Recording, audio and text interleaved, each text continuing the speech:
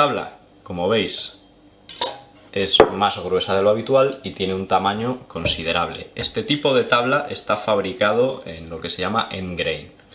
Para entender lo que es el end grain, vamos a utilizar la ayuda de unas páginas. Cuando el árbol crece, cuando la madera del árbol va creciendo, las fibras se disponen en vertical desde las raíces hasta la copa. Cuando cortamos el tronco y hacemos tablas de él, generalmente hacemos tablas que llevan alineadas a lo largo las fibras. Si esas tablas las tumbamos y las utilizamos para hacer una tabla de cortar, la disposición de las fibras será esta.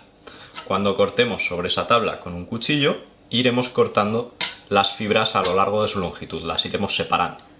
Eso hace que queden surcos sobre la madera más profundos que los que quedan en una tabla end grain. Este tipo de disposición serían en las tablas que se llaman de face grain y de side grain, es decir, de la cara de la tabla o del lateral de la tabla.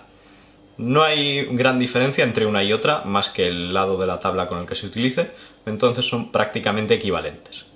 Generalmente se suelen agrupar bajo la categoría de side grain y son perfectamente válidas agrupar las dos en unas porque en las dos las fibras están dispuestas a lo largo.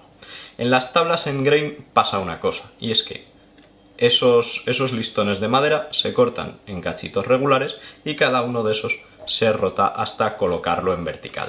De tal forma que se obtienen cuadraditos de madera en los cuales las fibras van en vertical a lo largo de toda la tabla. Es decir, si cortáramos esto en distintos segmentos, los rotáramos hacia arriba y los pegáramos entre sí, tendríamos una tabla end grain. Cuando partimos de una tabla que tiene las fibras dispuestas a lo largo, la cortamos en cubos y la giramos hacia arriba, lo que conseguimos es que cada cubo tenga más o menos esta estructura. Cada uno de estos tiene las fibras dispuestas en vertical y el beneficio que nos da esto es que cuando cortemos con el cuchillo, en vez de cortar la fibra a lo largo, lo que vamos a hacer es que la hoja penetre entre los distintos haces de fibras. Entonces, con pajitas es un poquito más complicado de ver, pero en general el concepto es este. Con el dibujo se verá un poco más claro. ¿Qué beneficios nos da esto? El cuchillo no sufre tanto al no tener que cortar a lo largo de una fibra, sino que penetra entre espacio que ya hay entre fibras, con lo cual el filo no se maltrata tanto. La tabla también tiene mucho más fácil cerrar esos poros, cerrar esas aberturas que puedan quedar, cerrar esas cicatrices que quedan sobre la tabla, porque la marca que queda no es permanente porque las fibras no están cortadas.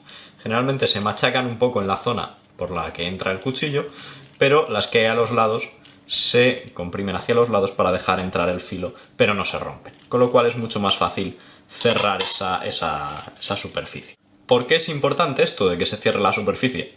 Porque uno de los principales argumentos que se han utilizado para criticar las tablas de madera es que al no tener una superficie completamente uniforme, completamente lisa, como puede ser la de una tabla de plástico, se ha dicho que podrían albergar microorganismos y podrían albergar patógenos que podrían ser peligrosos para la salud. Esto es cierto en parte, pero curiosamente se aplica más a las tablas de plástico que a las tablas